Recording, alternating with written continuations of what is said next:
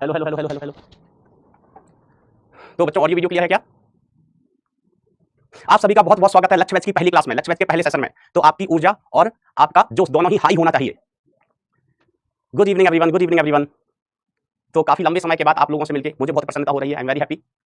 ठीक है, मुझे जैसा लग रहा है आप लोगों को रिस्पॉन्स से कि काफी बच्चे ऐसे हैं जो अर्जुना से प्रयास में मूव किए हैं। ठीक है, एक बार हम इस पर पोल भी करा लेते हैं।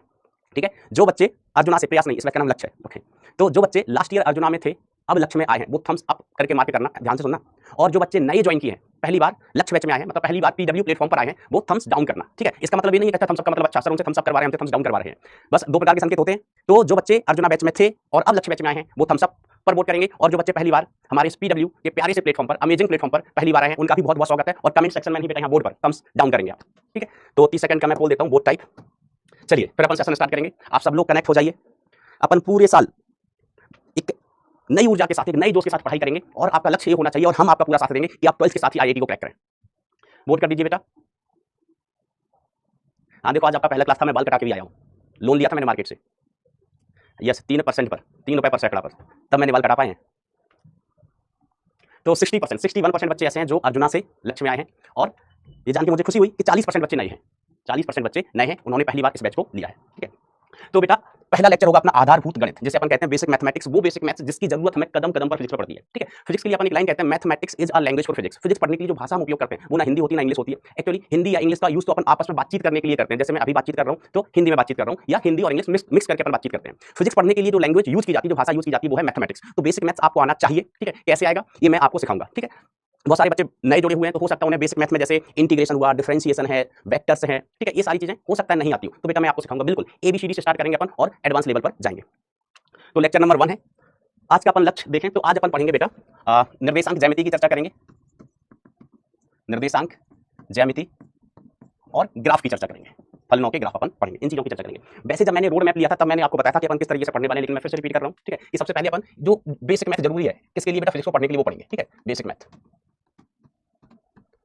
क्योंकि मैथ्स के बिना बेटा हम फिजिक्स में आगे बढ़ ही नहीं सकते हैं। आपकी जानकारी के लिए बता दूं, जो इंटीग्रेशन डिफरेंशिएशन जैसे मातृभाषा में हम कहते हैं अवकलन समाकलन, ठीक है, कंबाइंडली इन चीजों को अपन क्या बोल देते हैं, कैलकुलस। तो जो कैलकुलस है इसका खोज न्यूटन साहब ने किया था। ठीक है, न्यूटन साहब का बहुत बड़ा योगदान था कैलकुलस की खोज में। अब न्यूटन साहब साइंटिस्ट थे फिजिक्स के, तो उन्हें मैथ्स की जरूरत क्या पड़ गई, कैलकुलस की जरूरत क्या पड़ गई। तो बेटा उन्हें फिजिक्स में ही रिसर्च करनी थी, फिजिक्स फिजिक्स ही खेलना था, लेकिन कैलकुलस के बिना, बेसिक मैथमेटिक्स के बिना फिजिक्स फिजिक्स खेलना असंभव हो रहा था। इसलिए उन्होंने इन औजारों की, इन हथियारों की खोज की, जिसे हम अवकलन समाकलन कहते हैं। ठीक है, सदिशों की भी बेटा अपन चर्चा करेंगे। ठीक है, बेसिक मैथ करेंगे, उसके बाद अपन कॉन्सेप्ट देखेंगे। कॉन्सेप्ट देखेंगे बेटा किसी भी टॉपिक के, कॉन्सेप्ट मतलब थ्योरी, अपन थ्योरी पढ़ेंगे। फिर अपन बोर्ड लेवल की चीजों को देखेंगे, फिर अपन जेईई मेंस लेवल की चीजों को देखेंगे, और फिर अपन जेईई एडवांस की चर्चा करेंगे, जेईई एडवांस पर बेस्ड क्वेश्चंस करेंगे। ठीक है, हाँ अब देखो इन दोनों एग्जाम्स के लिए थ्योरी सेम रहती है, बस क्वेश्चन का डिफिकल्टी लेवल बढ़ जाता है। ये हम क्या, क्वेश्चन थोड़े ज्यादा टाइम टेकिंग हो जाते हैं एडवांस में एज कंपेयर टू मेंस, थोड़े डीप में एप्लीकेशन पूछ लेते हैं। ठीक है, सवाल को थोड़ा डीप में गहराई में जाके पूछते हैं। कहते हैं ना कि हमसे मिलना है तो जरा गहराई में आओ, अगर हमसे मिलना है तो जरा गहराई में आओ, नायाब हीरे किनारों पर नहीं मिला करते। तो यही कहानी बेटा आईटी एडवांस की। आईटी वाले कहते हैं कि हमसे अगर मिलना है, आईआईटी में अगर आना है तो गहराई में जाना पड़ेगा, सब्जेक्ट की गहराई में। ठीक है, कॉन्सेप्ट की डेप्थ में जाना पड़ेगा। ठीक है, तभी तो आईआईटी जैसा हीरा प्राप्त कर पाएंगे। ठीक है, तो थ्योरी इनके लिए सेम ही होती है, बस इसमें थोड़ा और डीपली कॉन्सेप्ट को अपन एनालाइज करते हैं, थोड़ा कॉन्सेप्ट का डीप एप्लीकेशन होता है। ठीक है, बोर्ड में बेटा डिफिकल्टी लेवल बहुत ज्यादा नहीं होता है, बोर्ड एकदम आसान चीज होती है, लेकिन इसको भी हम करेंगे, सबसे इजी इसमें से यही होता है। ठीक है, और थ्योरी कॉन्सेप्ट तो अपन हर एक चीज का पढ़ेंगे पढ़ेंगे। ठीक है, अगर जिनको पता नहीं है उनको मैं बता दूं कि भाई जेई 2 फेज में एग्जाम लेता है, मतलब आपको अगर आईआईटी पहुंचना है तो आपको 2 एग्जाम क्रैक करने होते हैं। एक जेईई मेंस आईआईटी में जाने के लिए, आईआईटी में जाने के लिए आपको जेईई मेंस क्लियर करना होता है, और फिर उसके बाद आपको एडवांस क्लियर करना होता है। ठीक है, 2 एग्जाम होते हैं। ठीक है, जेईई मेंस का एग्जाम आपका 2 बार होता है। ठीक है, एक बार जनवरी में होता है और एक बार अप्रैल में होता है। एक बार जनवरी में, एक बार अप्रैल में।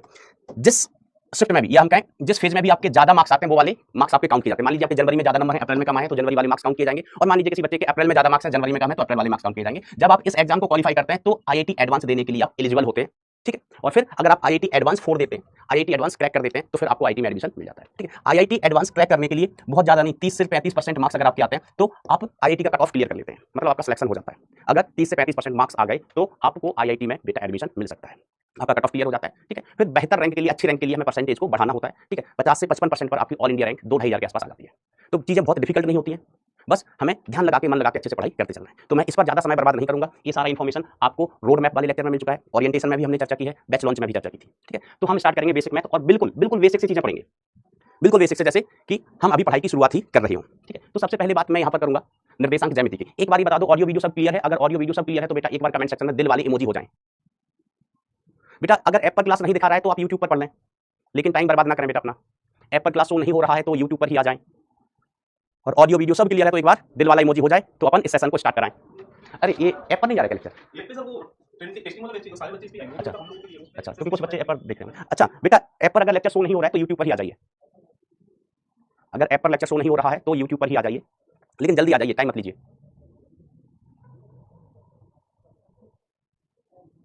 यस, फिर आज पहला ही लेक्चर है जो यूट्यूब पे मिलेगा, कल यूट्यूब पर मत जाना, कल से लेक्चर ऐप पर ही मिलेंगे आपको। नहीं, कुछ बच्चे ऐसे हो सकते हैं कि कल आए वो कह रहे हैं सर हमको यूट्यूब पर लेक्चर नहीं मिल रहा है, तो सिर्फ आज का ही लेक्चर यूट्यूब पर है, कल से लेक्चर ऐप पर ही बेटा आपको मिलेगा।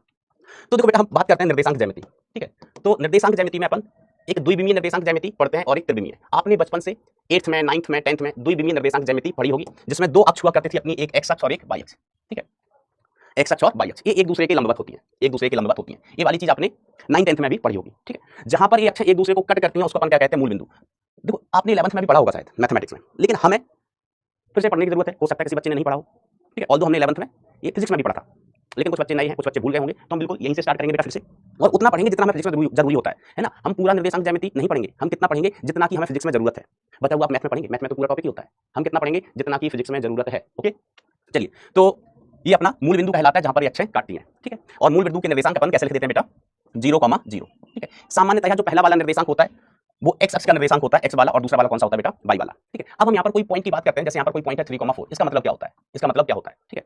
ये निर्देशांक है किसी बिंदु के, तो इसका मतलब ये होता है बेटा कि इस बिंदु तक पहुंचने के लिए कहां से, घर से, और घर हमारा क्या होता है बेटा, ओरिजिन, मूल बिंदु कहते हैं। इस बिंदु तक पहुंचने के लिए आपको एक्स दिशा में 3 इकाई दूरी तय करनी पड़ेगी और वाई दिशा में 4 इकाई दूरी तय करनी पड़ेगी, ठीक है। पहला निर्देशांक होता है एक्स का, दूसरा निर्देशांक होता है वाई का।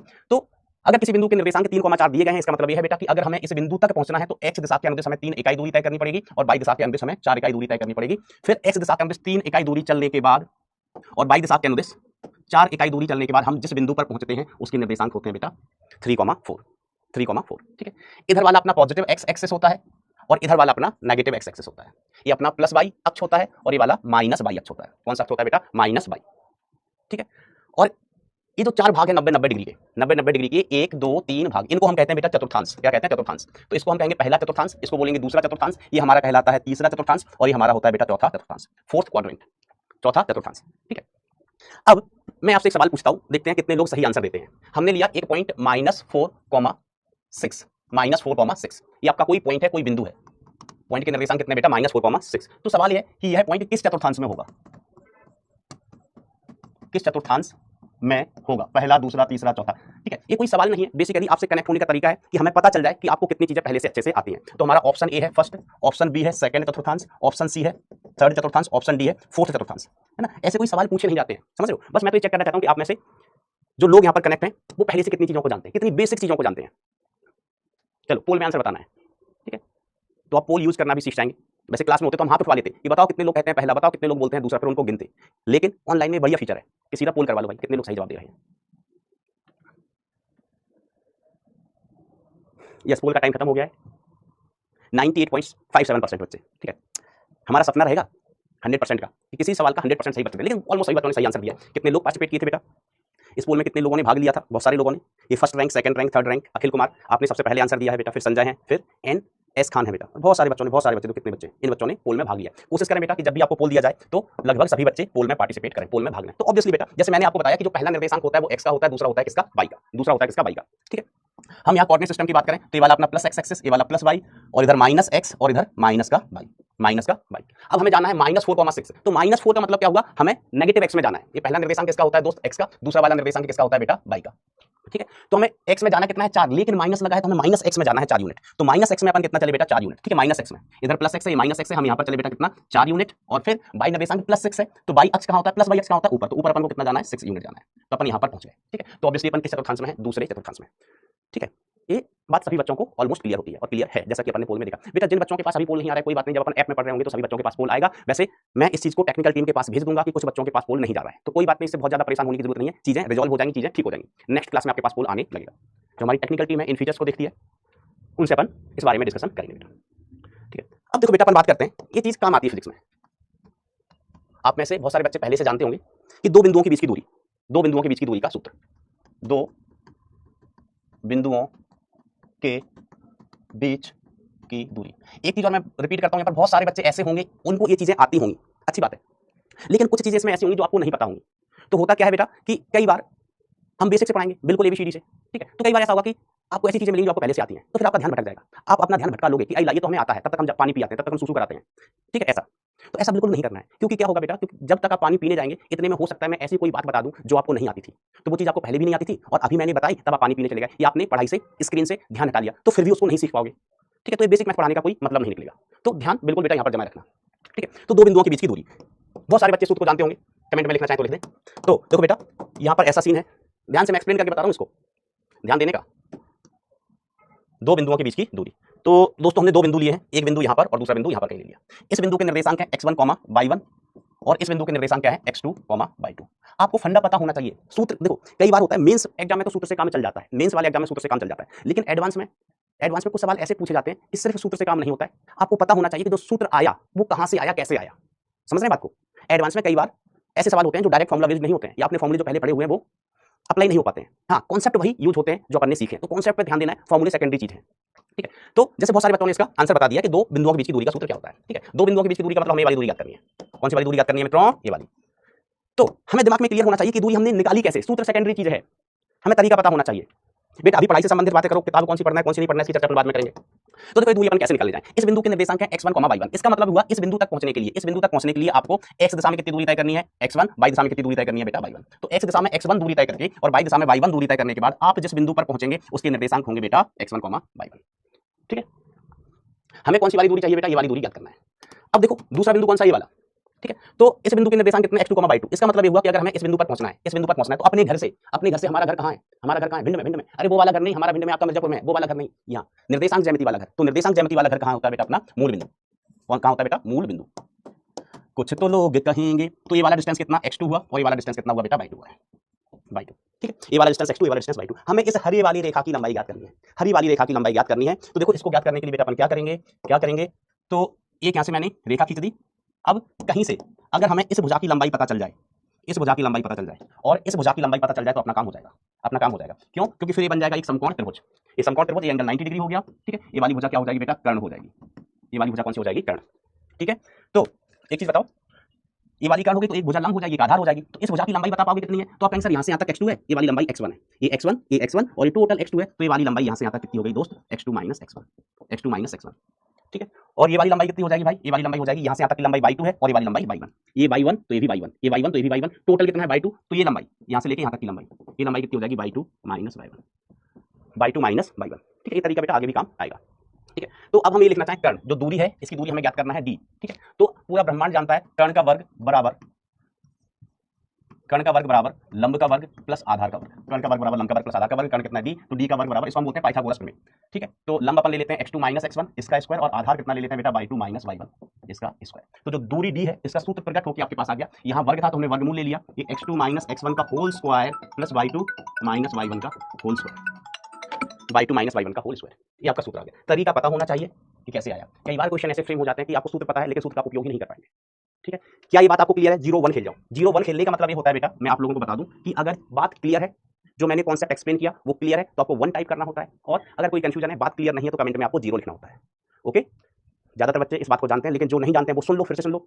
अगर मैंने जो समझाया वो चीज क्लियर है तो 1 लिखते हैं अपन, ठीक है। और अगर कोई कंफ्यूजन है, किसी पॉइंट में कोई संशय है, तो 0 लिखते हैं। तो आगे से मैं जब कभी बोलूं 0-1 खेल जाओ तो मतलब याद रखना उसका। वेरी गुड बेटा, दोनों नहीं, एक देखो पागल, 1 और 0 दोनों लिख रहा है, 1 और 0 दोनों लिख रहा है, ठीक है। तो ये रिजल्ट आपको याद रखना है, नहीं तो ये गाना गाएगा तुझे याद न मेरी आई, किसी से अब क्या कहना, ठीक है। सिंपल सी बात है। अच्छा मुझे एक चीज बताओ, क्या आपको इसके बारे में जानकारी है कि पाइथागोरस प्रमेय हम कब लगाते हैं? तो सर हमें बिल्कुल जानकारी है, पाइथागोरस प्रमेय को हम एक समकोण त्रिभुज में लगा सकते हैं। हम कहेंगे वेरी गुड बेटा, वेरी गुड। अच्छा जो बच्चे 0 लिख रहे हैं उनको कहां पर कंफ्यूजन है? इस चीज में भी कंफ्यूजन है, इस चीज में भी कंफ्यूजन है दोस्त। इसमें क्या कंफ्यूजन हो सकता है? कि पाइथागोरस प्रमेय है भाई, कर्ण का वर्ग बराबर लंब का वर्ग प्लस आधार का वर्ग, ठीक है। एक बार और रिपीट कर देता हूं, ये सामने वाली भुजा कर्ण हुई, सामने वाली भुजा कर्ण, एक भुजा लंब, एक आधार। अब देखो यहां से लेके यहां तक की दूरी कितनी है? x2। हमें चाहिए ये वाली दूरी चाहिए, ठीक है। कौन सी? ये वाली दूरी। तो इस दूरी को ज्ञात करने के लिए अपन क्या करेंगे? x2 में से x1 को हटा दो, x2 में से x1 को घटा दो, तो हमें ये वाली दूरी मिल जाएगी। और ये दूरी कितनी है बेटा? x2 minus x1। इसी प्रकार से यहां से यहां तक की दूरी कितनी है बेटा? ये y2 है। ये दूरी कितनी है बेटा? y2। ये y निर्देशांक कितना है बेटा? y2 है। y निर्देशांक कितना? y2। तो यहां से लेके यहां तक की दूरी y2 है। हमें चाहिए सिर्फ ये वाली दूरी, सिर्फ ये वाली, तो हम क्या करेंगे, इस पूरे y2 में से इसको हटाओ इतनी दूरी को। अब ये दूरी कितनी है, y1 के बराबर, ये y1 है तो ये भी y1 होगा, तो y1 के बराबर है, तो y2 में से y1 घटाओगे तो ये मिलेगा। तो ये अपना हो गया लंब, ये हो गया आधार, ये हम क्या, ये हो गया आधार, ये हो गया लंब। ठीक है, सामने वाली भुजा कर्ण, 90 डिग्री के सामने कौन सी भुजा होती है बेटा, कर्ण होती है। और बची दो भुजाओं में से एक लंब होगी और एक आधार होगी। हाँ, अब कुछ बच्चों को इसमें कंफ्यूजन हो सकता है कई बार कि लंब और आधार कौन से होते हैं, कैसे पता करें। ठीक है, चलो पहले इसलिए वोट हो जाओ, कितने लोगों को एक बात क्लियर है, वोट टाइप। जितने लोगों को बात क्लियर है थम्स अप, जितने को बात क्लियर है थम्स अप, जिसको बात क्लियर नहीं है, ये वाला कॉन्सेप्ट नहीं सीखा, वो बेटा थम्स डाउन करेंगे जल्दी पल्ली। कम ऑन एवरीबॉडी, ये ना मगा इल्लत है, इल्ले हंटे।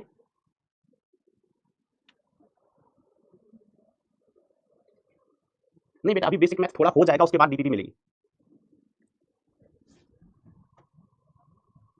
हाँ, 1-1.5% तो निगलेक्ट कर देते हैं, क्यों, क्योंकि इन्होंने अपना दिमाग ट्राई पे दिया होता है, दिमाग ट्राई पर। देखो एक त्रिभुज है, ये 90 डिग्री कोण है, ये इस कोण को कह रहे हैं हम थीटा, इसको कह रहे हैं बेटा हम थीटा। तो थीटा कोण के लिए इस भुजा की लंबाई मैंने मान ली z, इस भुजा की लंबाई मान ली x, और इस भुजा की लंबाई जब abc मान लेते, इस भुजा की लंबाई a, इस भुजा की लंबाई b, इस भुजा की लंबाई c, इस भुजा की लंबाई c। तो इसमें से आधार कौन सा है ये बताओ आप, आधार कौन सा है, कमेंट में लिखो जल्दी कि कौन सी वाली भुजा आधार है, a या b या c, a या b या c, जल्दी। यस मुझे लगा था बहुत सारे बच्चे ये कह रहे हैं, बहुत सारे बच्चे ये कह रहे हैं, कितने बच्चे ये कह रहे हैं वो थम्स अप करें, कितने बच्चे कह रहे हैं ए आधार है वो थम्स अप पोल करें, और जो कह रहे हैं ए आधार नहीं है वो थम्स डाउन पर क्लिक करें, जो कह रहे हैं आधार ए है वो थम्स अप पर क्लिक करें, जो कह रहे हैं आधार ए नहीं है वो थम्स डाउन। देखो बेसिक छोटी छोटी चीजें हैं, बिल्कुल क्लियरिटी होना चाहिए आपको। आप IIT जेईई की तैयारी कर रहे हैं और IIT JEE advance, IIT JEE advance India का ही नहीं, इंडिया का ही नहीं बेटा, वर्ल्ड का सेकंड टफेस्ट एग्जाम है पूरे विश्व का, दूसरा सबसे कठिन पेपर है ना। आप इस चीज को गूगल भी कर सकते हैं। चलिए, तो देखो बेटा बहुत सारे बच्चों ने गलत जवाब दिया है ना, लगभग 30% बच्चे हैं जिन्होंने ये इस सवाल का उत्तर गलत दिया। ठीक है, देखो मैं कहने के लिए यहाँ पर ये भी कह सकता था कि 12वीं क्लास में आ गए हो तुम्हें ये नहीं पता त्रिभुज में कि कौन सा आधार होता है और कौन सा लंब होता है, ये मैं कह भी नहीं सकता क्योंकि मैंने आपको बताया ही नहीं, पहले से पता है तो अच्छी बात, नहीं पता तो बेटा अब मैं बता रहा हूँ, इसके बाद मत भूलना, क्योंकि इसके बाद अगर भूले ये छोटी छोटी चीजें तो फिर कूट दिए जाओगे, क्या कर दिए जाओगे, कूट दिए जाओगे। तो सबसे पहले तो कर्ण का कौन सा होता है, कर्ण होता है बेटा 90 डिग्री के सामने वाली भुजा, ये सामने वाली भुजा 90 डिग्री के सामने वाली है ना, याद है ना, सामने वाली, हाँ सामने वाली तो बिल्कुल याद रहती तुमको, 90 डिग्री के सामने वाली जो भुजा होगी वो कर्ण, तो इसमें कोई कंफ्यूजन नहीं होगा। फिर आधार, आधार क्या होगा बेटा, तो हम कहेंगे जिस भुजा पर, जिस मतलब कर्ण जिस भुजा के साथ कौन बना रहा है, बनाता है, वो आधार, वो क्या हुआ आधार। तो कौन अपना कौन सा वाला लिया, अपने थीटा वाला कौन लिया है, थीटा वाला कौन लिया है। तो अभी जो कौन है वो किस किस से मिलकर बन रहा है, एक तो कर्ण होगा तो दूसरी जो भुजा होती है वो आधार हो जाती है। ठीक है, तो इस केस में ये क्या हो गया बेटा, सी कर्ण हो गया, इसमें कोई दिक्कत वाली बात नहीं है, सबसे बड़ी भुजा होती है। बी होगा आधार, बी आधार, और ये क्या होगा बेटा लंब होगा। अब बचा हुआ क्या होगा, लंब। यही देखिए जनाब, अब मैं पूछ रहा हूं, अब गलती मत करना, अब मैं पूछ रहा हूं, अब गलती मत करना। टक टक टक टक टक टक टक, हमने कुछ ऐसा त्रिभुज लिया, ऐसा ही जैसा ऊपर था। अब हम कह रहे हैं एंगल थीटा योस है, ये अपना एंगल थीटा, ये एंगल थीटा है। ठीक है, अब एक भुजा ये है, दूसरी भुजा ये, और तीसरी भुजा ये वाली, ये एंगल 90 डिग्री, ये एंगल 90 डिग्री। ठीक है, अब मैं आपसे पूछूं कि लंब कौन सा, बहुत बेसिक चीजें बेटा, ये बहुत ही बेसिक चीजें, और मैंने आपको वादा किया था कि बेसिक चीजों से लेकर अपन एडवांस लेवल तक चलेंगे। अब आपको डाउट हो रहा है कि एडवांस लेवल तक जाएंगे कि नहीं जाएंगे, तो बेटा अभी भी YouTube पर आपके लेक्चर के जस्ट नीचे लेक्चर होगा IIT एडवांस्ड सीरीज, क्योंकि इस पिछले साल का एडवांस का पेपर अभी हुआ नहीं है तो उसकी पढ़ाई चल रही है। ठीक है, तो आपको फिर से पोल बताना है। अब देखो पोल के बारे में भी बेटा अपन सीख लेंगे। अब पोल कैसा है, इंटीजर टाइप पोल है। कैसा, इंटीजर, इंटीजर मतलब होता है पूर्णांक, जिसका आंसर 1 2 3 4 5 6 15 20 25 26 27 99 105 कोई भी पूर्णांक हो सकता है। तो अब मैंने पूर्णांक टाइप का आपको पोल दिया है ना, इंटीजर टाइप। तो आपको इसमें आंसर में लिखना होता है, टिक नहीं करना, लिखना है कि आंसर 1 है 2 है 3 है। जैसे यहाँ पर तो 3 ही ऑप्शन है, 1 2 3। मैंने पूछा कौन सी वाली भुजा लंब है, तो 1 है क्या, 2 है क्या, 3 है क्या। अगर आपको लग रहा है कि भुजा 1 लंब है तो 1 लिखना है बेटा पोल में, आपको लग रहा है 2 है तो 2 लिखना है, आपको लग रहा है 3 है तो 3 लिखना है। पहला लेक्चर है बेटा, अपन सब चीजें सीखेंगे कि ऐप कैसे यूज करते हैं, हम क्लास में चीजों को कैसे उपयोग करेंगे वो भी अपन सीखेंगे। स्पीड तो कभी भी बढ़ा लेंगे और जरूरत नहीं, अपने पास पर्याप्त टाइम होता है। तो चलो बेटा, इंटीजर टाइप का पोल है, आपको बताना है। देखो इसमें से आपको टाइप करना है, 3 ही ऑप्शन है, या तो 1 या 2 या 3, कौन सा वाला लंब है।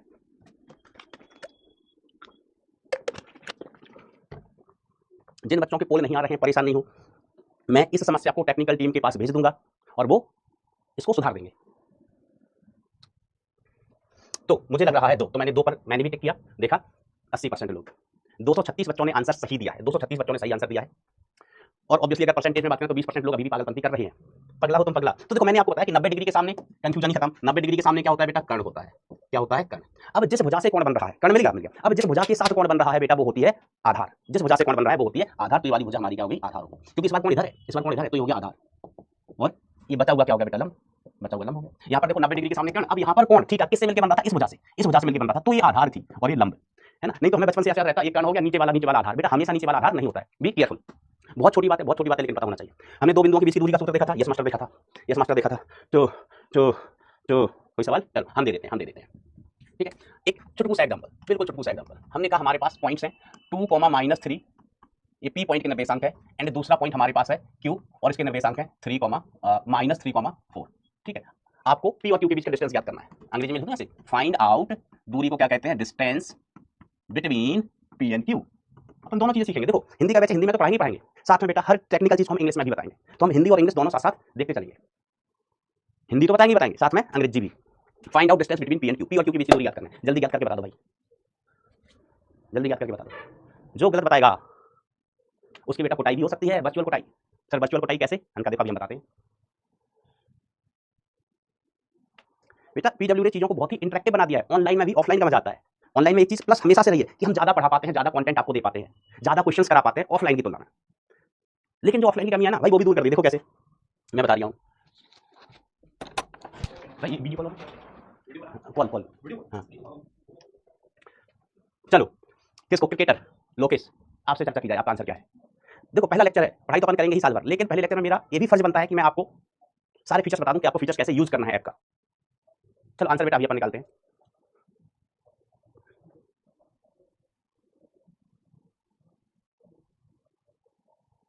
बहुत बेसिक चीज है, बहुत बेसिक सवाल है भाई। अरे तब बात में क्या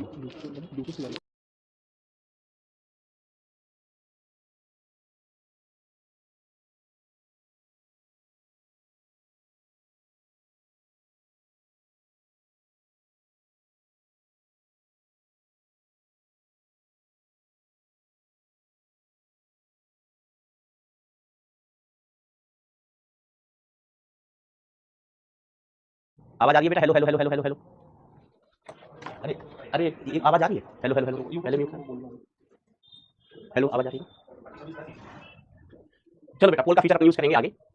बेसिकली ऐप पर तो पोल आसानी से चलता है, यूट्यूब के लिए ना थोड़ी सेटिंग में चेंज करने पड़ते हैं, तो अगर वो हो जाते हैं तो मैं आपसे वीडियो कॉल से भी कनेक्ट करता हूं, आपको ये भी बताऊंगा कि वीडियो कॉल का फीचर कैसे यूज किया जाता है, कैसे यूजफुल है। अगर मुझे डायरेक्टली आपसे बात करनी है तो हम कैसे बात करें, ठीक है, वीडियो कॉल के थ्रू। लेकिन फिलहाल जब तक सेटिंग वगैरह चेंज हो रही है, ऐप में तो ऑलरेडी है सेटिंग, ऐप में ऑलरेडी है, क्योंकि सारे लेक्चर्स ऐप में ही होते हैं। सारे लेक्चर किसमें होते हैं बेटा, ऐप में ही होते हैं, तो ऐप में तो फीचर मतलब डायरेक्टली आप यूज कर सकते हैं। यूट्यूब में थोड़ी चीजें चेंज करनी पड़ती हैं, चलिए ऐप में तो आपको मिलेंगे। अच्छा तो इसका आंसर मुझे बताने की जरूरत है क्या, तो distance D is equal to, अपन जो सूत्र हमने अभी सीखा है, x2 - x1 का whole square plus y2 - y1 का होल स्क्वायर, तो डी इज इक्वल टू, इसको हम कह देते हैं ये x2, ये y2, ये हो गया x2 बेटा, ये वाला निर्देशांक इसको हम y2 कह देते हैं, ये वाला निर्देशांक x1 है और ये वाला निर्देशांक बेटा y1 है, y1। तो x2 तो -3 और -2 इसका होल स्क्वायर प्लस y2 की वैल्यू कितनी है बेटा, 4 है, 4 माइनस ऑफ माइनस का 3 इसका होल स्क्वायर, तो डी की वैल्यू आ जाएगी बेटा अंडर द रूट, ये 25 हो जाएगा बेटा ऐड होके, 25 का वर्ग और प्लस ये कितना हो गया, 4 और 3 7, 7 का वर्ग। अच्छा 25 का वर्ग नहीं भाई, वर्ग होने के बाद 25 आ जाएगा और इस 7 है, 7 का वर्ग 49 हो जाएगा, तो √74 आंसर आ जाएगा। मुझे उम्मीद है सभी लोगों ने ये आंसर निकाल लिया होगा। ठीक है, देखो पागल बेटा शिवानी, √63 कहाँ से, √63 कहाँ से आया तुम्हारा बेटा, फर्स्ट लो का मत बोलो, फर्स्ट लो तो हो जाएंगे अपन, अभी चीजों को सीख लो। देखो अभिषेक √64 लिख रहा है, बेवकूफ आदमी, तुम गधे हो क्या। देखो इसको ऐड करेंगे तो ये अंडर द रूट, ये माइनस माइनस, ये माइनस का 5 हुआ भैया, माइनस का 5 और ये 4 और 3 माइनस माइनस प्लस 7 का स्क्वायर। ठीक है, तो डी अपन लिखेंगे -5 माइनस का स्क्वायर करते हैं बेटा प्लस ही हो जाता है, इतना बेसिक मैथ्स तो आपको आता होगा। ये 49, तो ये कितना हो गया ऐड होके √74। ऐसा मत करो मेरे दोस्त, ऐसा मत करो, इसको ऐड करने में किसी को समस्या, किसी दिन बेस्ट बताएंगे तुमको ऐड कैसे किया जाता है। ठीक है, फिलहाल अपन आगे बढ़ते हैं। अब देखो अपन थोड़े बड़े हो जाते हैं, ठीक है, 9 10 से जब अपन 11th 12th में आते हैं, तो जो अपना निर्देशांक ज्यामिति होता है उसमें अपन 3 अक्षरों का उपयोग करने लगते हैं। कितने अक्षरों का उपयोग करते हैं बेटा, 3 अक्षरों का उपयोग करते हैं। वो अक्षर होती है क्रमशः x y z। ठीक है, तो x y को तो आप जानते हो, 3 म्यूचुअल अक्षर होती हैं, 3 लंबवत अक्षर होती हैं, नाम मिलकर आप कुछ भी कह सकते हो। सामान्यतः इस अक्ष को हम बोलते हैं x, इसको बोलते हैं बेटा y। ठीक है, अब जरूरी नहीं है बेटा कि हमेशा यही वाली x हो ये वाली y हो, ये हम बदल भी सकते हैं। सवाल में हम इसको x कह सकते हैं, इसको y कह सकते हैं, बदला जा सकता है और कई बार बदलना पड़ता है या हम बदलते हैं। और तीसरी x बेटा यहाँ पर होती है, इसको अपन कहते हैं z। ठीक है, कहाँ होती है मैं बता दूं, तीसरी x जो अपन z लेते हैं ना, एक y और दूसरी x। अब तीसरी अक्ष जो होती है वो इस तल के लंबवत ऐसे, इधर जैसे मैंने पेन लिया ना, इधर पेन को पकड़ो उसमें घूम दूं ऐसे, जैसे घूम दिया, तो यहाँ पर अपनी z अक्ष होती है ऐसे, इस तल के लंबवत। ठीक है, तो x z भी आपस में लंबवत होती है, y और z भी आपस में लंबवत होती है। ठीक है, तो z जो अक्ष होती है बेटा इस तल के लंबवत होती है। अब इस तल के लंबवत बाहर की तरफ अपन प्लस z लेके चलते हैं और अंदर की तरफ बेटा लेके चलते हैं माइनस z। ठीक है, जैसे x में हम यो वाला प्लस x बोलते हैं, ये वाला क्या बोलते हैं बरखुरदार, प्लस x, ये वाला माइनस x, यो वाला हम कहते हैं प्लस y, ये वाला क्या कहते हैं माइनस y। अब z में भी ऐसा होना चाहिए plus z, and minus Z, तो बेटा जो बाहर वाली अक्ष होती है, बाहर वाली वो होती है प्लस जेड अक्ष, और अंदर वाली होती है बेटा वो होती है माइनस जेड अक्ष। अब यहाँ पर हम बाहर ऐसे लाइन तो खींच नहीं सकते हैं कि ऐसे लाइन खींच रहे हैं, दिखेगी नहीं आपको, दिखेगी क्या नहीं, तो इस अक्ष को बेटा हम इस तरीके से बना देते हैं, कुछ इस तरीके से।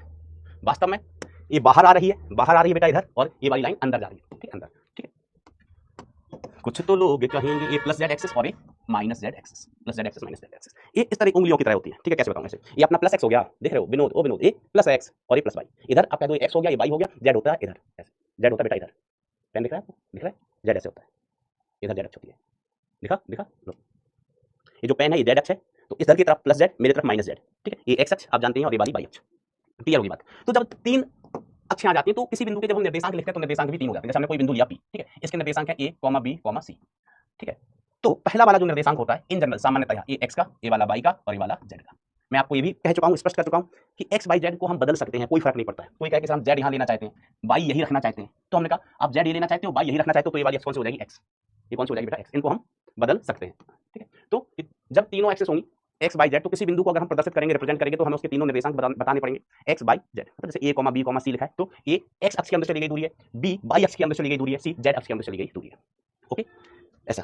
अब अगर हमारे पास 3D में दो पॉइंट हैं, एक पॉइंट है पी, मैं अगले पेज पर लिख देता हूं, है ना, ये 3D की बात होगी बेटा, 3 डायमेंशन।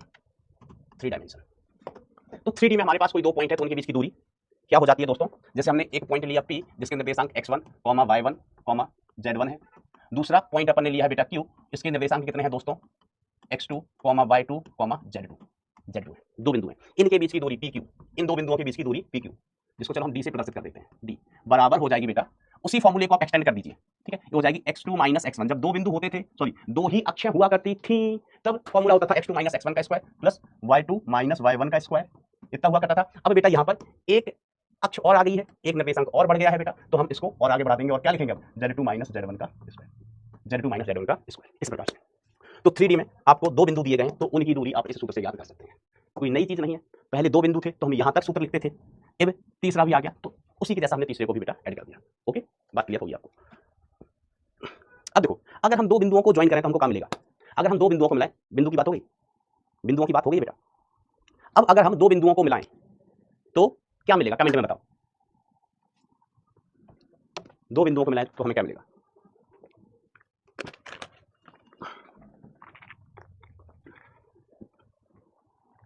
दो बिंदुओं को बेटा हम ज्वाइन करते हैं तो ये सब लोग लिख रहे हैं बेटा रेखा मिलती है, क्या मिलती है बेटा, एक लाइन। तो चलिए अब हम रेखा के बारे में पढ़ते हैं, रेखा, ठीक है, और ये रेखा कैसी होती है, सरल रेखा। आपके क्लास वाली रेखा हो सकता है कठिन हो, ठीक है, ये सरल रेखा जिसको अंग्रेजी में कहते हैं स्ट्रेट लाइन, सरल रेखा, सोनी रेखा, सरल रेखा, ठीक है। अब देखो सरल रेखा से संबंधित अपन कुछ पॉइंट की चर्चा करें तो हम बात करते हैं सरल रेखा का व्यापक समीकरण, सरल रेखा का व्यापक समीकरण।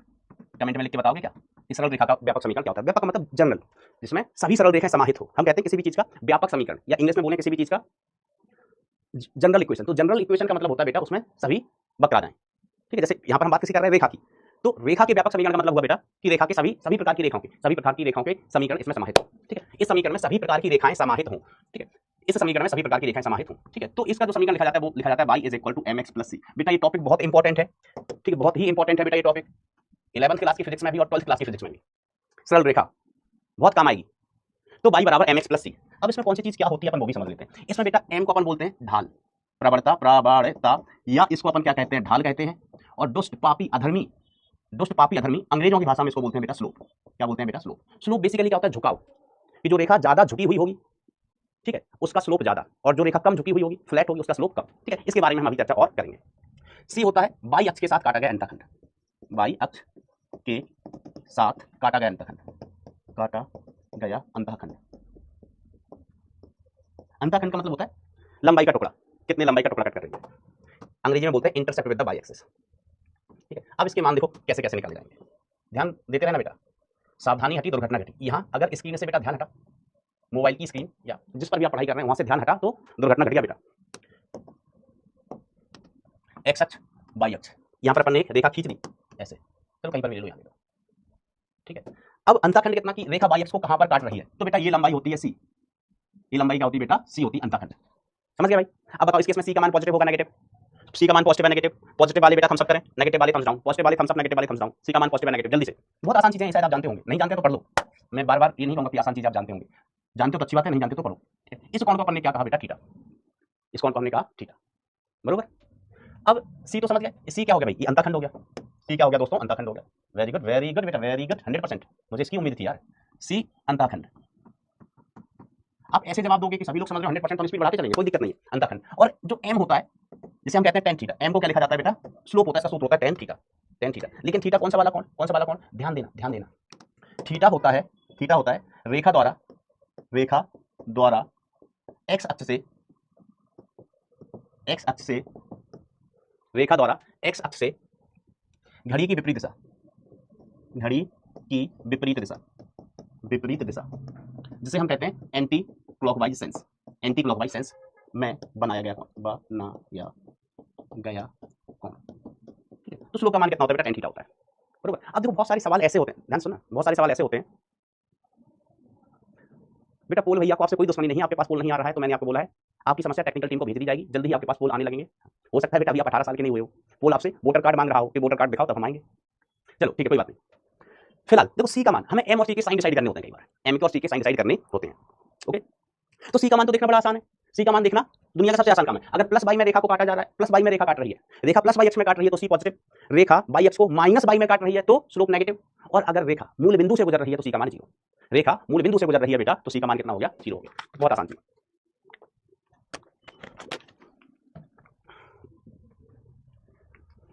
बेटा। एम बराबर को टेन थीटा से ही परिभाषित करते हैं, बरोबर। चलिए एम बराबर क्या होता है बेटा, सूत्र टेन थीटा होता है। फिर टेन थीटा का मान कैसे निकालते हैं, क्या होता है, हम आपको आगे बताएंगे। तो सबसे पहली बात तो क्लियर है, देखो मैं फटाफट फोटो है ना, फिर मिटा दूंगा। चलो एक मिटा क्यों दूंगा, बना ही रहने देते हैं जल्दी जल्दी। Come on everybody, come on दोस्तों। टे टे टे टे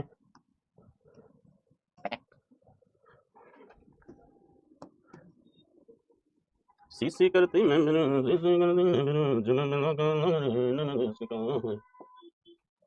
यस, जवाब पे लगा नमक, फिजिक्स का नमक लगाना है, इसका नहीं, इसकी उम्र नहीं है बेटा अभी। अब देखो मैं जैसे बात करूं सी का साइन तो अपन देख के बता देते हैं।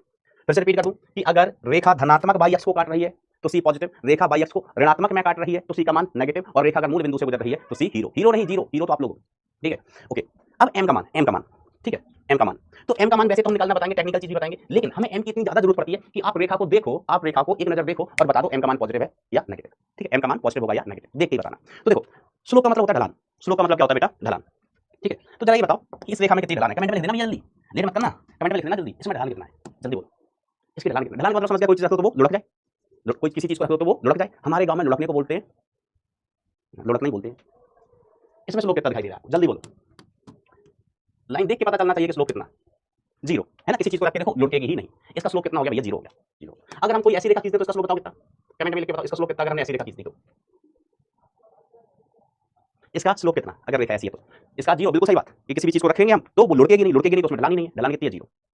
अब देखो बहुत सारे बच्चों को लगता है कि सर इसका भी स्लोप जीरो है, बेटा इसका स्लोप है अनंत। इसका स्लोप कितना होता है बेटा, अनंत होता है। इस रेखा का m बराबर जीरो है, m बोले तो स्लोप, स्लोप बोले तो प्रवणता मातृभाषा में, और इस रेखा का स्लोप कितना होगा भैया, अनंत होगा। ऐसा क्यों होता है ये हम सूत्र से भी आगे बताएंगे, ठीक है। लेकिन पहले आप ऐसे समझ लो बेटा, कॉमन सेंस से, है ना। कुछ बच्चे लिख रहे हैं 90 डिग्री, बेटा हम स्लोप एंगल नहीं पूछ रहे हैं, आप एंगल बता रहे हो, हम एंगल नहीं पूछ रहे हैं, हम पूछ रहे हैं बेटा स्लोप।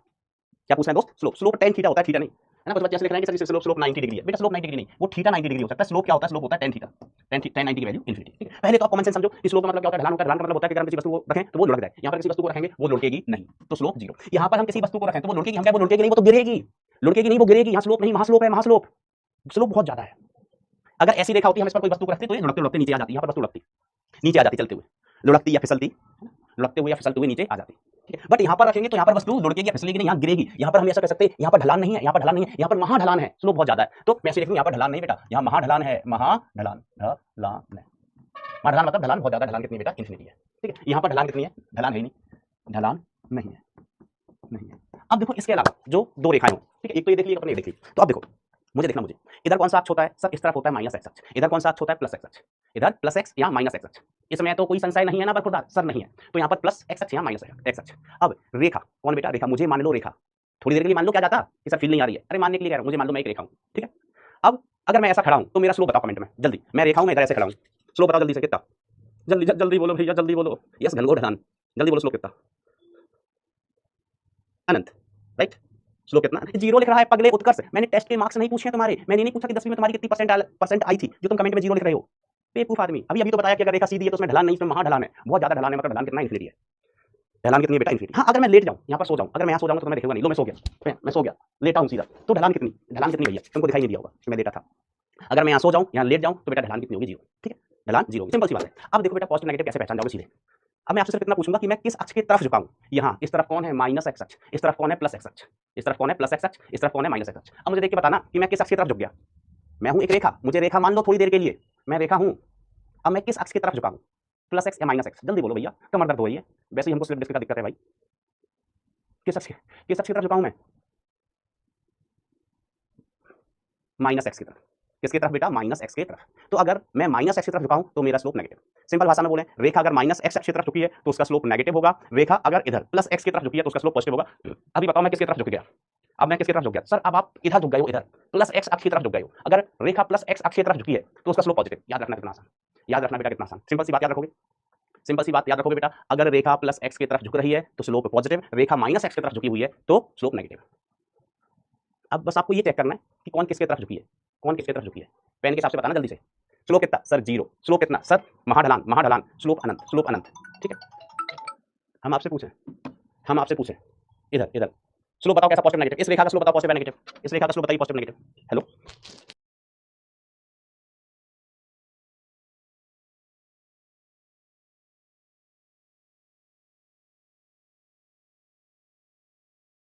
हाँ बच्चों, अपन क्या बात कर रहे थे, पॉजिटिव। अगर ये पेन ऐसा था, इधर झुका दो तो इधर कौन सी, देखो कहाँ झुका है, ये माइनस एक्स की तरफ झुका है, माइनस एक्स की तरफ झुका है तो स्लोप नेगेटिव। सिंपल सी बात होती है, सिंपल सी बात होती है। तो इसके बारे में तो हमें पता चल गया। अब मैं कुछ रेखाएं खींच रहा हूँ, जिक जिक जिक जिक। अब इनको देख के ही बताना भैया, देख के बताना है इसका स्लोप कैसा, पॉजिटिव नेगेटिव जीरो। तो हमने कहा देखो वैसे अपन ने क्या सीखा, अगर रेखा सीधी ऐसे होती है तो स्लोप अनंत अनंत। ये इधर झुकी है, इधर तरफ, इस तरफ झुकी है, इस तरफ, इधर होता है माइनस एक्स अक्ष, तो इसका स्लोप कैसा होगा भाई साहब, ओ भाई साहब इसका स्लोप कैसा होगा, नेगेटिव होगा। स्लोप कैसा होगा, नेगेटिव। इस रेखा से पूछा, रेखा तुम बताओ, तो रेखा ने बोला देखो अगर मैं ऐसे सीधी खड़ी होती तो स्लोप अनंत, सीधी खड़ी होती तो स्लोप अनंत। मैं इधर झुकी हूँ, इधर इस तरफ झुकी हूँ, हमने कहा ओहो इस तरफ तो प्लस एक्स अक्ष होता है, इस तरफ प्लस एक्स अक्ष होता है तरफ, तो इसका स्लोप पॉजिटिव, पॉजिटिव। ठीक है, अच्छा इस रेखा को मैं यहाँ बना दिया हूँ।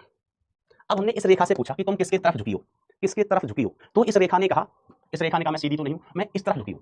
इस तरफ झुकी ना भाई रेखा, सीधी होती तो कैसी ऐसी होती, इस तरफ झुकी है। इधर कौन सा होता है, प्लस एक्स होता है, तो स्लोप इसका भी कैसा होगा भैया, पॉजिटिव होगा। इससे पूछा तुम किसकी तरफ झुकी हो, इस रेखा से पूछा कि तुम किसकी तरफ झुकी। अच्छा वो तो बना दिया अपन, यही ले लो, यही ले लो इसको। इस रेखा से पूछा किसकी तरफ झुकी हो, तो इसका आंसर बता दो कमेंट में, स्लोप पॉजिटिव नेगेटिव। जल्दी बता दो भैया, इसका स्लोप आप बता दो भाई, तीसरी वाली, इस वाली ग्राफ का, इस वाली ग्राफ का। और सब लोग बेटा दिमाग लगा के सही सही बताना, दिमाग लगा के। तो देखो बेटा रेखा सीधी होती तो ऐसी दिखती, स्लोप अनंत होता। अभी इधर को नहीं झुकी, इधर को नहीं झुकी, उधर झुकी, उधर उधर कौन रहता है, नेगेटिव एक्स अक्ष, तो इसका स्लोप कैसा भाई, इसका स्लोप मास्टर, इसका स्लोप होगा नेगेटिव। तो रेखा देख के स्लोप बता दोगे, रेखा देख कर ही स्लोप बता दोगे। क्या ये बात क्लियर है? जिन बच्चों को ये बात क्लियर है वो थम्स अप लिखें कमेंट में, थम्स अप कमेंट में लिखें नहीं, मतलब पोल में थम्स अप खेलें, थम्स अप पर टिक करें। और जिनको अभी भी इसमें कंफ्यूजन है वो थम्स डाउन खेल जाए। क्या करें, थम्स डाउन जल्दी से, वी आर गेटिंग लेट, घर जाना है, बर्तन धुलने हैं, अभी झाड़ू पोछा सब कुछ बचा है, नहीं तो रात को घर पे खाना नहीं मिलेगा हमको।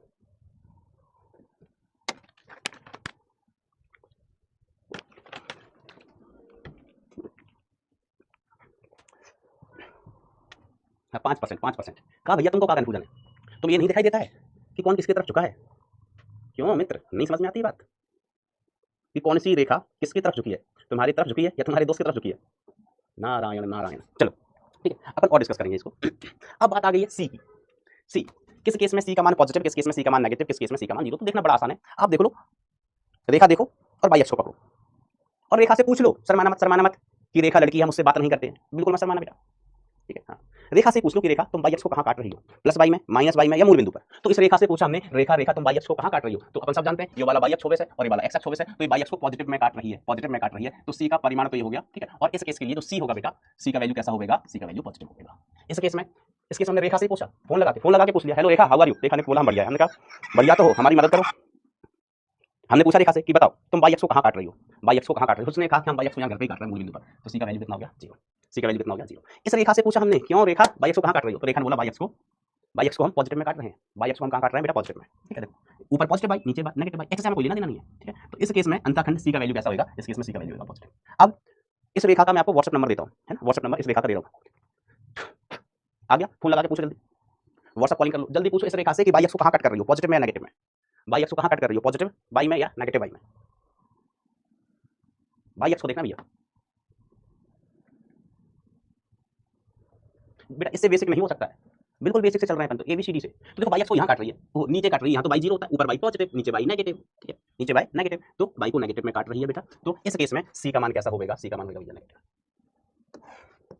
ऐसा फिर से थम्स अप थम्स डाउन खेल जाओ। अगर बात क्लियर है बच्चों आपको इसी के बारे में भी तो थम्स अप पर वोट करना, अगर कंफ्यूजन है तो थम्स डाउन पर वोट करना।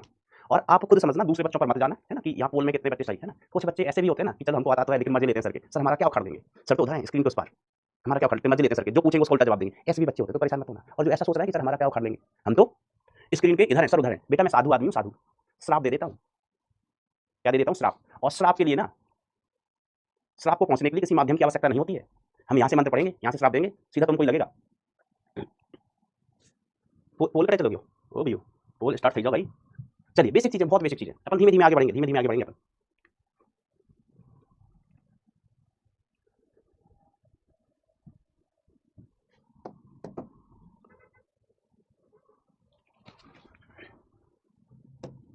Very good very good very good very good very good.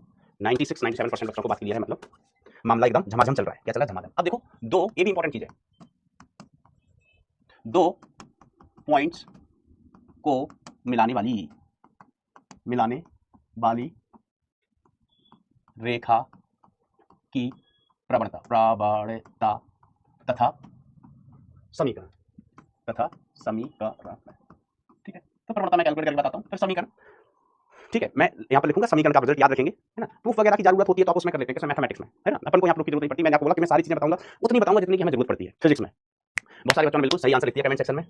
Thank you so much and love you बच्चों जिन्होंने सही आंसर लिखा है, बहुत बहुत धन्यवाद और आभार बेटा आपका, और बहुत सारा प्यार।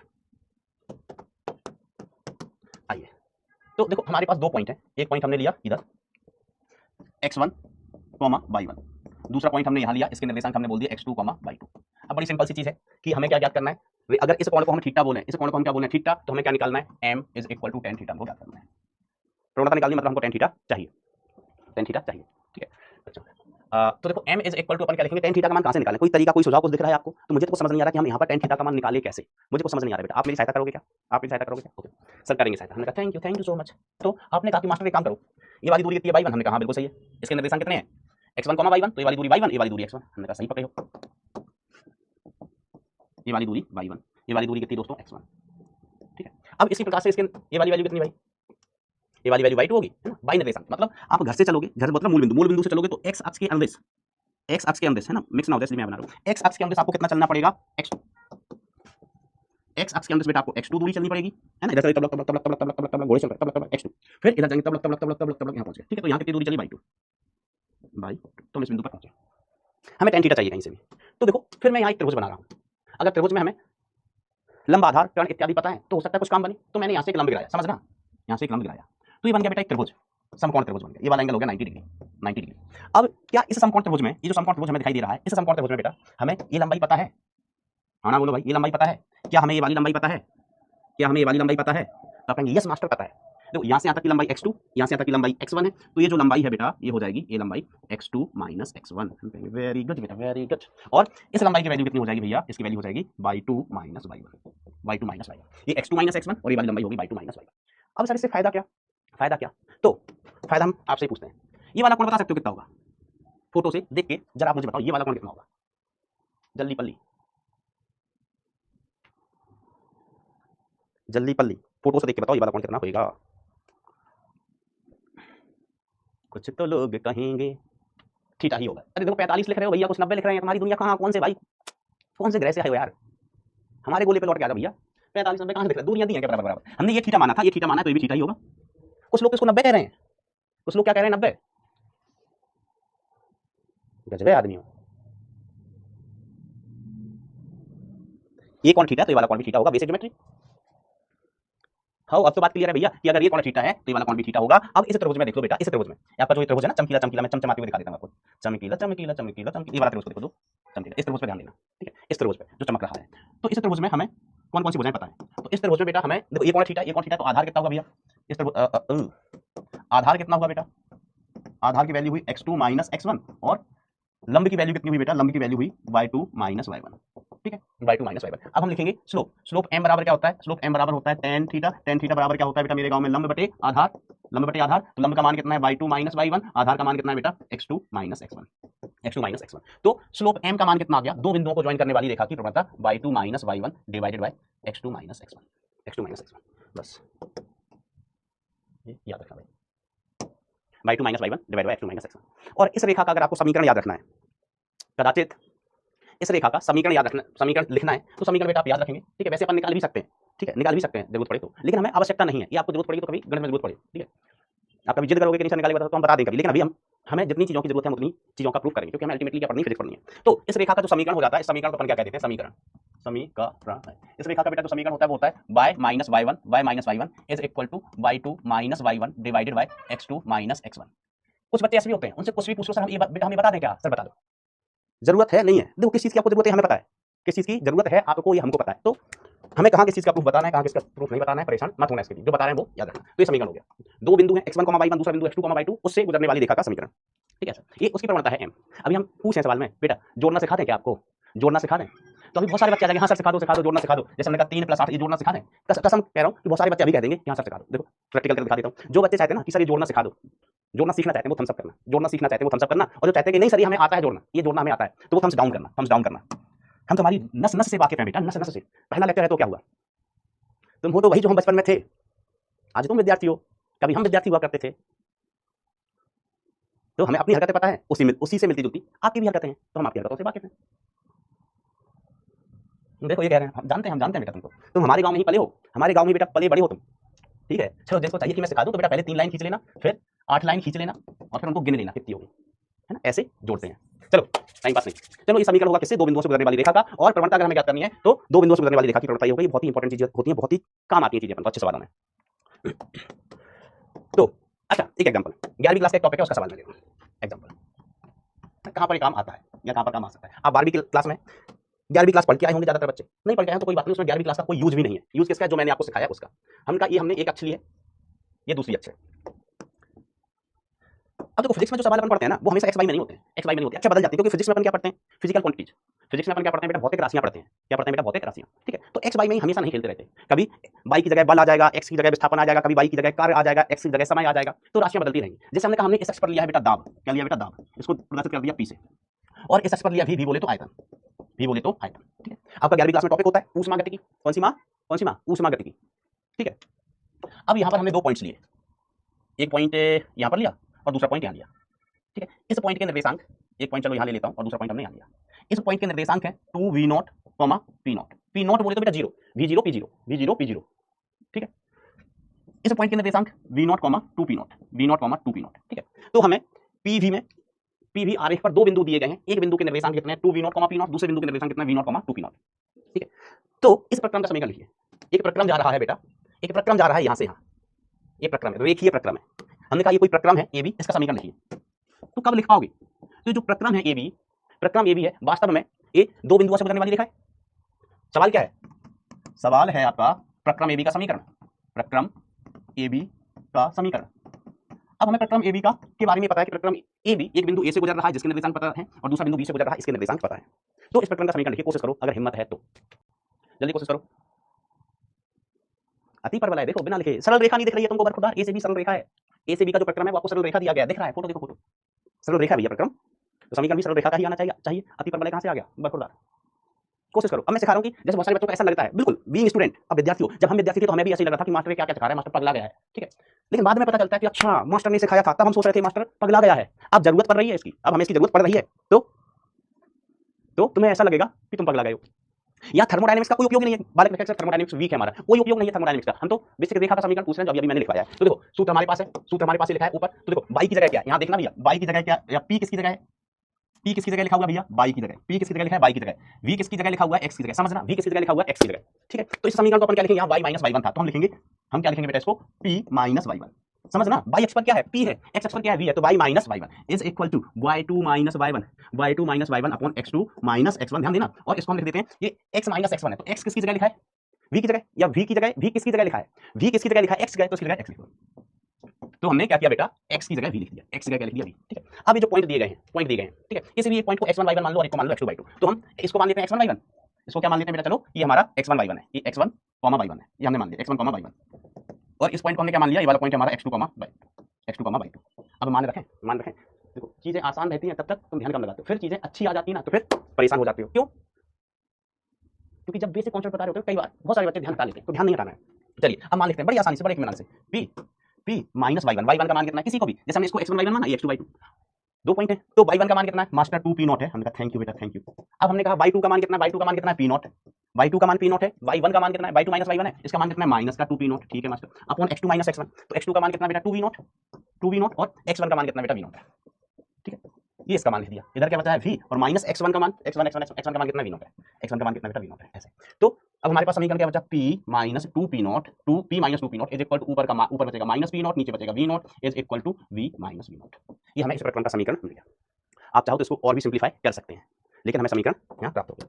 सर और सिंप्लीफाई करने का क्या मतलब है, हमने कहा यहाँ भाग दे दो, इससे भाग दे दो और इसको उधर ले जाओ, दे दें और सिंप्लीफाई कर दें। तो p minus 2p0 is equal to minus p0 v0 into v, और माइनस माइनस प्लस p0 देख लो, इसको गुणा करोगे तो v0 से v0 कर गया, और माइनस माइनस प्लस, ठीक है, इतना आ जाएगा, अंदर गुणा करेंगे, इसका अंदर गुणा करेंगे, तो समझ गया ना भैया, अंदर गुणा किया है बस, ठीक है। तो ये समीकरण अंततः कितना आ गया, p is equal to minus p0 v0 into v plus 3p0, ये समीकरण हो गया। और ये सवाल फिजिक्स में पूछा जा सकता है, पूछे जाते हैं कि प्रकरण का समीकरण लिखो, प्रकरण का समीकरण लिखो। कितने लोगों को ये बात क्लियर है कि समीकरण कैसे लिखेंगे, थम्स अप हो जाए, फिजिक्स में कैसे यूज करेंगे इन चीजों का। अगर दो बिंदुओं से गुजरने वाली रेखा का समीकरण नहीं आएगा तो फिर ये नहीं कर पाओगे। जिन लोगों को ये बात क्लियर वो थम्स अप खेलें, जिनको बात क्लियर नहीं वो थम्स डाउन। बात क्लियर होनी चाहिए, इन चीजों का यूज फिजिक्स में आता है, कदम कदम पर आता है, इसलिए हम पढ़ रहा है, इसलिए तुम पढ़ रहा है और हम पढ़ा रहा है। यहाँ देखो 95-96 चल रहा था प्रतिशत, 95-96 चल रहा था प्रतिशत, जैसे ही हमने एप्लीकेशन बताया 15 रह गया, कितना रह गया 15, मतलब 15 रह गया, 15% लोगों के ऊपर से चली गई बात, 85% लोगों के भेजे में घुसी। कोई बात नहीं, ये भी अच्छा नंबर है, ठीक है। अब हम इस पर और एग्जांपल करवाएंगे तो चीजें क्लियर होंगी। अभी एक एग्जांपल अपन ने किया है, मैंने करवाया, अब जब अपन अगले क्लास में आएंगे तो हम ऐसे आपको और एग्जांपल्स करवाएंगे, आपको खुद करने को देंगे कि यहीं बैठ के करो, ठीक है, तो चीजें क्लियर हो जाएंगी बेटा, चीजें क्लियर हो जाएंगी। तो आज के लिए खैर इतना ही। अच्छा चलो एक छोटा सा सवाल है, दी गई रेखा की ढाल क्या है, ढाल बोले तो प्रवणता, ये बता दो बेटा, दी गई रेखा की ढाल क्या है, सोच समझ के समय लेके, 1 मिनट का समय, आखिरी सवाल बेटा। दी गई रेखा की आपको ढाल देखनी है, तो ढाल के लिए इसको व्यापक रेखा से तुलना करो, व्यापक रेखा से इसकी तुलना करो, कोशिश करो, नहीं होगा मैं सिखाएगा भाई, जब तक सीख नहीं जाओगे मैं आगे नहीं बढ़ूंगा, मैं सिखा के ही मानूंगा, लेकिन आपको ध्यान देना होगा, आपको ध्यान देना होगा बस। हमें रेखा की ढाल बतानी है, गलत मत करना प्लीज। हम रेखा के बारे में और चर्चा करेंगे, मतलब जो चीजें हमने आज सिखाई है नेक्स्ट टाइम पर हम उसको फिजिक्स से कनेक्ट करेंगे। किससे कनेक्ट करेंगे बेटा, फिजिक्स से, क्योंकि हमें मैथ नहीं पढ़ाना, हमें इन चीजों का उपयोग सिखाना है फिजिक्स में।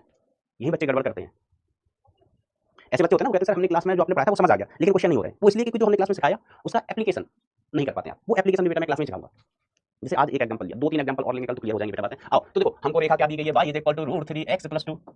अब हमने कहा व्यापक रेखा का समीकरण क्या होता है, तो आपने कहा सर व्यापक रेखा का समीकरण होता है y is equal to mx + c। तुलना करो, x की जगह x है, y की जगह y है, तो m कितना होना चाहिए, m बराबर √3। अगर कोई पूछे c कितना, तो देखो c की जगह क्या लिखा है +2, c की जगह कितना लिखा है बेटा +2, सिंपल सीधे। जो व्यापक सरल रेखा का समीकरण है उससे तुलना कर लो भैया, y की जगह y है, x की जगह x है, तो ये क्या होना चाहिए, √3 क्या होना चाहिए m, और ये क्या होना चाहिए c, ठीक है। तो आंसर हो जाएगा 4th, आंसर क्या हो जाएगा 4th। चेक करते हैं कितने लोगों ने सही आंसर किया है,